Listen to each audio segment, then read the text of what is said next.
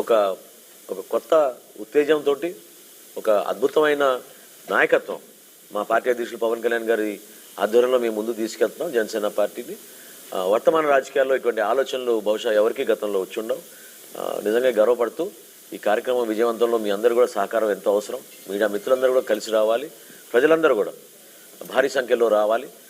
మీరు వచ్చిన రూట్ కానివ్వండి, మీ పార్కింగ్ విషయాల్లో కానివ్వండి, ఇవన్నీ కూడా రేపు సాయంత్రం కల్లా ఖచ్చితంగా ఒక స్పష్టమైన ప్లాన్ అనేది మేము తీసుకొచ్చి మీ ముందు ఉంచుతాం.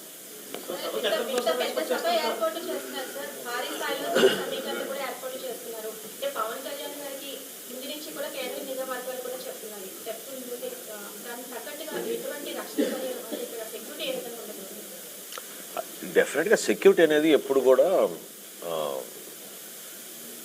చాలా సైంటిఫిక్గా ప్రొఫెషనల్గా ప్రిపేర్ అయ్యి వాళ్ళు తీసుకోవాల్సిన జాగ్రత్తలు ఖచ్చితంగా డిపార్ట్మెంట్కి తీసుకుంటారు.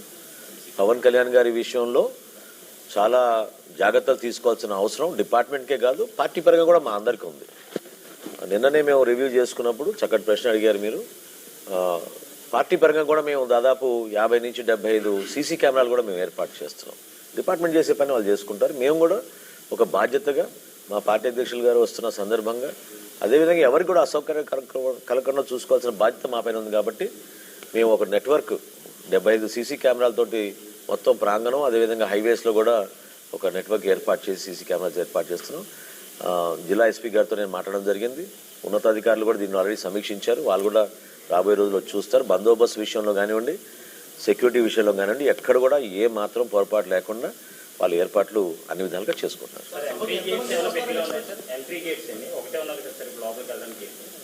లాస్ట్లో చూస్తారు మీరు.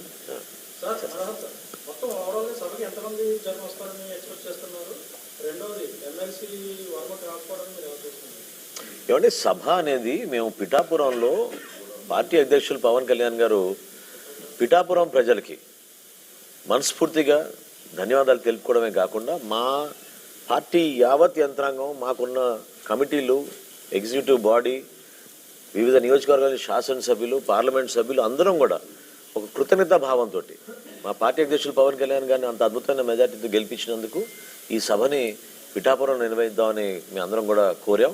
దానికి పవన్ కళ్యాణ్ గారు కూడా ఆయనే ముందు యాక్చువల్గా పిఠాపురం చేస్తే బాగుంటుంది, మన అందరం వాళ్ళకి థ్యాంక్ యూ చెప్పాలనే సందర్భం వచ్చింది కాబట్టి చేద్దాం అన్నారు. సో డెఫినెట్గా ఈ సభ అనేది వాళ్ళకి అంకితం చేస్తూ వాళ్ళు ఏ విధంగా కష్టపడి కష్టకాలంలో కూడా దుర్మార్గమైన గత ప్రభుత్వంలో కూడా ఎదుర్కొని నిలబెట్టారో దాన్ని మేము గౌరవించడానికి ఇది ఒక చక్కటి అవకాశం. అదేవిధంగా వర్మ గారు చాలా సీనియర్ పొలిటీషియన్ అండి. ఆయన కూడా సుదీర్ఘమైన ప్రయాణం చేశారు, ఎన్నో ఇబ్బందులు పడ్డారు. గతంలో కూడా చూసాం మనందరం కూడా. ప్రతి నాయకుడు రాజకీయాల్లో అటువంటి 5 సంవత్సరాలు ఎవరు కోరుకోరు, అట్లా ఉంటాయని కూడా ఎవరు ఊహించుంటారు. సో వర్మ గారు కూడా ఆ విధంగా ఇబ్బంది పడ్డారు. అయితే పదవులు ఎవరికి కేటాయిస్తారనేది ఏ పార్టీ అధిష్టానం అది నిర్ణయం తీసుకుంటారు. పవన్ కళ్యాణ్ గారు మనస్ఫూర్తిగా ఎప్పుడు కూడా మాలో ఉన్న నాయకుల్ని కూడా ప్రతిసారి అదే అంటున్నారు. ఏదో వారసత్వం రాజకీయం అని ఎవరైనా అంటే చాలా పొరపాటు అది. పవన్ కళ్యాణ్ గారు ఎప్పుడు కూడా కోరేది అంటే యువ నాయకత్వం, కొత్త నాయకత్వాన్ని మనం ఎంకరేజ్ చేయాలి. ఎంతమందికి అవకాశం ఇవ్వగలితే అంతమందికి ఇవ్వాలి మన అవకాశం అని ఆయన నిలబడతారు. ఆయన ఇప్పుడు చాయిస్ ఇస్తే ఆయన పదవి తీసుకోరు కానీ ఇతరులకు పదవి ఇచ్చే మనిషి ఆయన.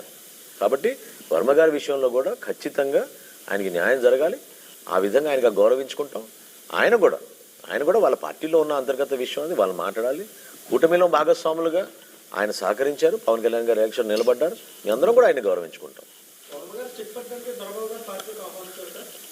లేదండి, దొరబాబు గారు ఎలక్షన్ ముందే వద్దామని అనుకున్నారు, కొన్ని కారణాల వల్ల రాలేకపోయారు. ఆయన మాలో ఒక కుటుంబ సభ్యుడిగా ఉన్నారు. ఆయన చాలా సౌమ్యంగా ఉండే మనిషి. అటువంటి ఆలోచనలు ఏం లేదు. ఒక చెక్ పెట్టడానికి అవసరం ఏముంది? ఇది పవన్ కళ్యాణ్ గారి నియోజకవర్గం, ఇక్కడ ఎవరు చెక్ పెడతామండి? కంప్లీట్గా ఇది పిఠాపురం అనేది పవన్ కళ్యాణ్ గారి అడ్డా. అది ఇంకా దాని గురించి ఆలోచించి అవసరం లేదు. Thank you.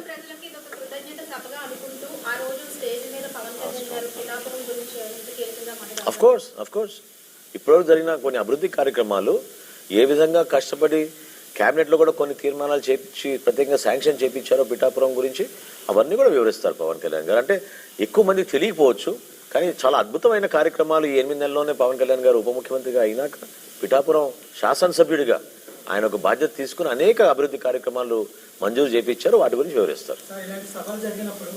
చెప్పిన టైం కంటే లేట్గా వస్తున్నారు సార్ నాయకులు. ఈ కార్యకర్తలు ఈ నాయకులు ఎవరైతే ఉన్నారో వాళ్ళు ఈ ఎండకి తీవ్రమైన ఇబ్బంది గురవుతున్నారు. ఏమండి మేము మా సభ ప్రాంగణం విషయంలో కానివ్వండి, సభ ఏ టైం మొదలవుతుందనే దానిపైన కూడా చాలా స్పష్టత ఉంది మాకు. 4 సాయంత్రం మా సభా కార్యక్రమాలు మొదలవుతాయి. సో ఎవరికి ఇబ్బంది కలగకూడదు, ఎవరికి అసౌకర్యం కలగకూడదు.